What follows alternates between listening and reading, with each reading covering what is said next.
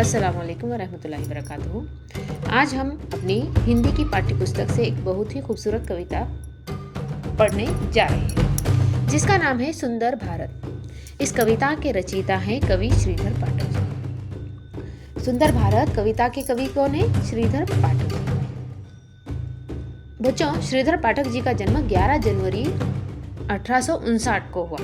उत्तर प्रदेश के जोधरी नामक गांव। कहाँ पे हुआ? उत्तर प्रदेश के जोधरी नामक गांव।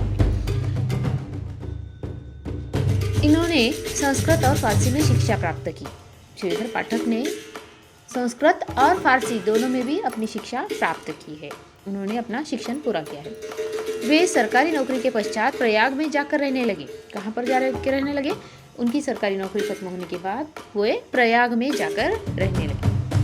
श्रीधर पाठक जी को हिंदी का पहला स्वच्छंदवादी कवि कहा जाता है। उन्होंने अपनी कलम से पूरे भारत को एक सूत्र में पिरोने का प्रयास किया है।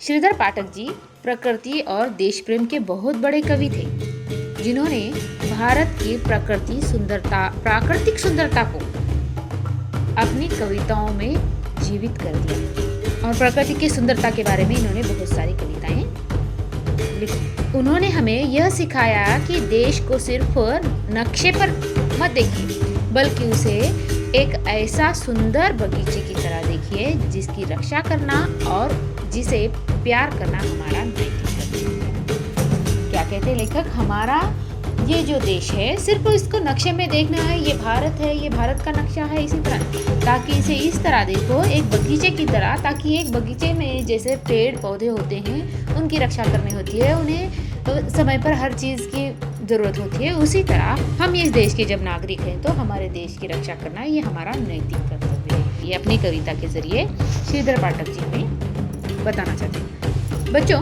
क्या आपने कभी सोचा है कि एक कविता जब भारत के बारे में बात करती है तो वह केवल जमीन के टुकड़े की बात नहीं होती। आज हम 10वीं कक्षा की कविता सुंदर भारत पढ़ने जा रहे हैं। अपनी आंखें बंद कीजिए और सोचिए, अगर भारत एक व्यक्ति होता तो उसका व्यक्तित्व कैसा होता? क्या आपने ऐसे भारत के बारे में सोचा है जिसे हम सिर्फ किताबों में नहीं बल्कि अपने दिल में महसूस करते हैं? आज जब मैंने 10वीं कक्षा में सुंदर भारत कविता का पहला शब्द पढ़ा तो मैंने देखा कि कैसे बच्चों के चेहरे पर अपने देश के प्रति एक अलग चमक आ गई। तो देखिए, आज हम सिर्फ शब्दों के अर्थ नहीं बल्कि भारत की रूह से करते हैं। तो अपनी कविता का नाम क्या है? देखिए, सुंदर भारत। सुंदर भारत का मतलब क्या है? सुंदर भारत का मतलब केवल सुंदर देश नहीं, यह हमारे देश की उस संस्कृति, हमारे प्रेम और उस प्रकृति की बात है जो हमें हर पल एक दूसरे से जोड़ती है।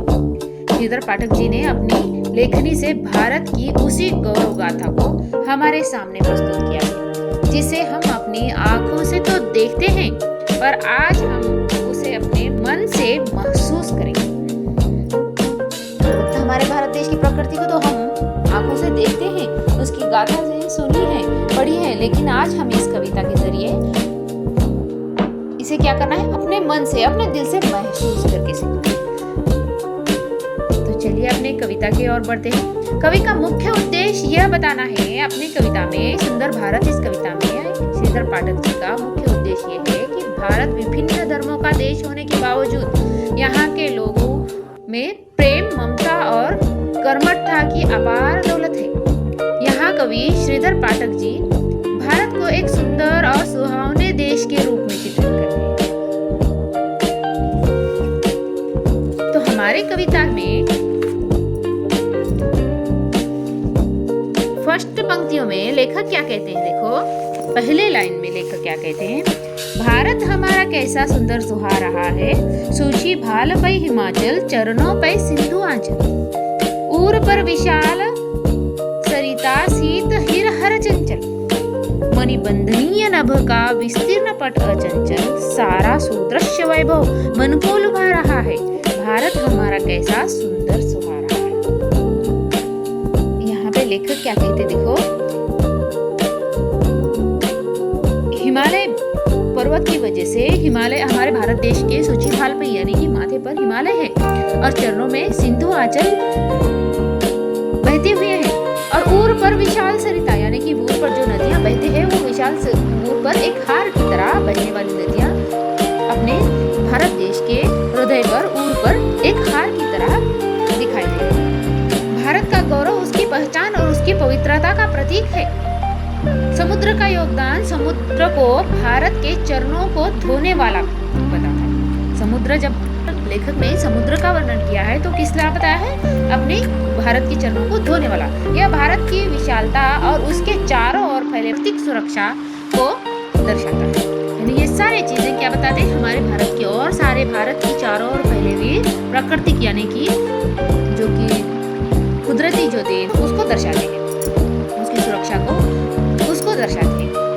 नदियां और सौंदर्य। कवि कहते हैं कि भारत के सीने पर ऊपर नदियां एक सुंदर मोतियों के हार की तरह चमक रही हैं। यह नदियों के महत्व, उनकी सुंदरता और उनके द्वारा लाई गई समृद्धि को उजागर करता है।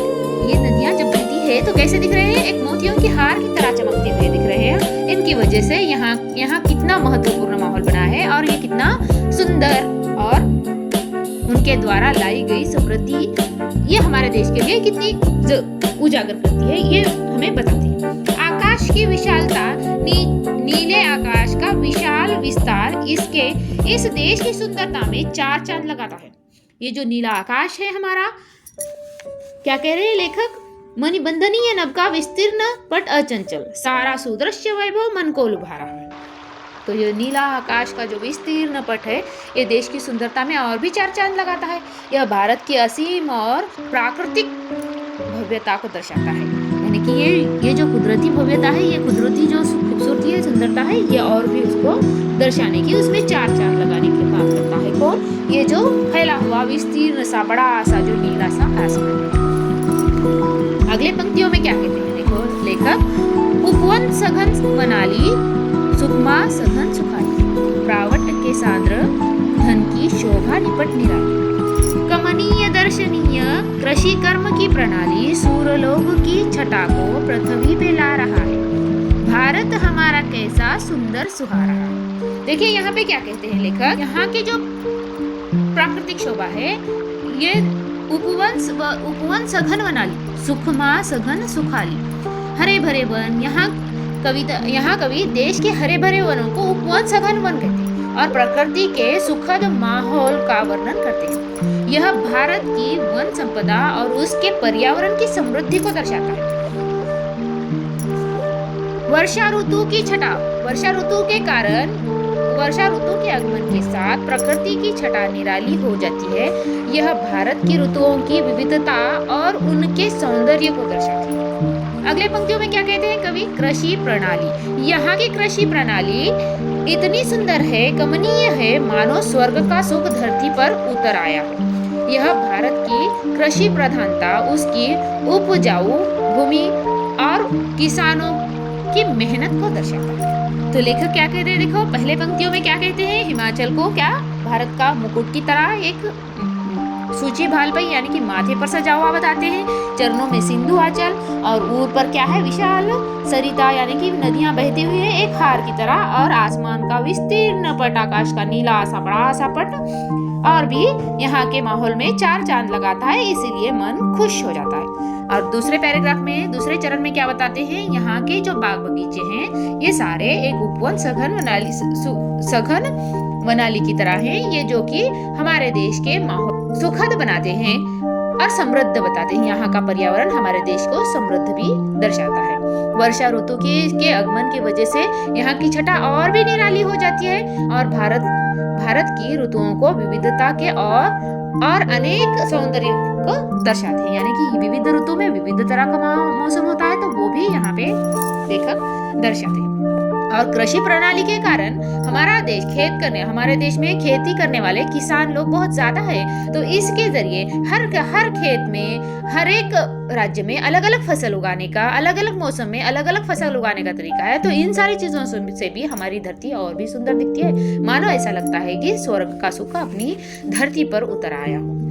तो तीसरे पंक्तियों में, तीसरे चरण में क्या कहते हैं, देखो लेखक, सूरलोक यहीं पर, सुखोक यहीं पर, स्वाभाविकी सुजनता गत शोक है यहीं पर, सुचिता स्वधर्म जीवन बेरोक है यहीं पर, भाव मोक्ष का यहीं पर अनुभव भी आ रहा है, भारत हमारा कैसा सुंदर सुहारा है। देखिए गौर से सुनिए लेखक क्या कहते हैं, देखो, सच्चा सुख और स्वाभाविकता। कवि कहते हैं कि भारत में ही सच्चा सुख और स्वाभाविकता है। यह भारत की सादगी और आध्यात्मिक मूल्यों और उसके लोगों के संतोषी स्वभाव को दर्शाता है। यानी कि यहाँ पे अलग अलग जाति के, अलग अलग धर्म के लोग रहते हैं, लेकिन स्वाभाविकता से रहते हैं, अपने अपने स्वेच्छा से सच्चा सुख यहाँ पे प्राप्त होता है। सृजन शक्ति, यहाँ के लोगों में सृजन करने की शक्ति है और वे दुखों से परे हैं। यह भारत के लोगों की रचनात्मकता, उनकी सहनशीलता और उनकी सकारात्मकता को दर्शाता है। लेखक क्या कहते हैं, सृजनता यानी कि उनकी सकारात्मकता कैसी है, यहाँ के लोगों की सहनशीलता कितनी है, यहाँ के लोगों का रहन सहन कैसा है, रचनात्मकता कैसी है, ये सारी चीजें इसके जरिए बताना चाहते हैं। पवित्रता और स्वधर्मता, पवित्रता, शुचिता और स्वधर्म का पालन करना यहाँ के निवासियों की पहचान है, जिससे उन्हें मोक्ष का अनुभव होता है। यह भारत की धार्मिकता, उसके नैतिक मूल्यों और उसके लोगों की आध्यात्मिक प्रकृति को दर्शाती है। यहाँ पे मोक्ष का अनुभव हो रहा है। यहाँ के निवासियों की पहचान कैसी है, स्वधर्म का पालन करना है। यहाँ के निवासियों की पहचान स्वधर्म का पालन, यानी कि हमें अपने धर्मों का पालन करने का, हमें पालन करने से हमें हमारे धर्म की पहचान है, यहाँ के निवासियों की पहचान होती है, ताकि वो किस धर्म की है, कैसे। तो यहाँ के लोगों को कोई चीज़, किस चीज़ का बंधन है क्या, हमें अपने धर्म के पालन नहीं करना चाहिए, हमें इस तरह का खाना नहीं खाना चाहिए, हमें इस तरह के कपड़े नहीं पहनने चाहिए, ये सारे बंधन तो हमारे देश में लगे हुए नहीं है। तो हमें हर इंसान को स्वधर्म से, स्व इच्छा से जीने का हक है। यही इस कविता के इस तीसरे चरण में लेखक श्रीधर पाठक बताना चाहते हैं। अब अंतिम चरण में, अंतिम पैराग्राफ में लेखक क्या बताना चाहते हैं, देखो, हे वंदनीय भारत, अभिनंदनीय भारत, हे न्याय बंधु निर्भय निर्बंधनीय भारत, मम प्रेम पानी पल्लव अवलंबनीय भारत, मेरा ममत्व सारा तुझमें समा रहा है, भारत हमारा कैसा सुंदर सुहा रहा है। लेखक क्या कहते हैं, देखो, न्याय और निर्भयता। कवि भारत को न्याय बंधु और निर्भय मानते हैं। यह भारत के न्याय प्रिय स्वभाव और उसकी शांति प्रियता और उसकी आत्मनिर्भरता को दर्शाता है। यानी कि यहाँ पे न्याय प्रिय माहौल है, यहाँ पे शांति प्रिय माहौल है और यहाँ पे आत्मनिर्भरता भी है। इसके साथ साथ समर्पण, अंत में कवि अपने प्रेम और ममता को पूरी तरह भारत के प्रति समर्पित कर देते हैं। यह कवि के गहरे देश प्रेम और भारत के प्रति उनकी श्रद्धा को दर्शाता है।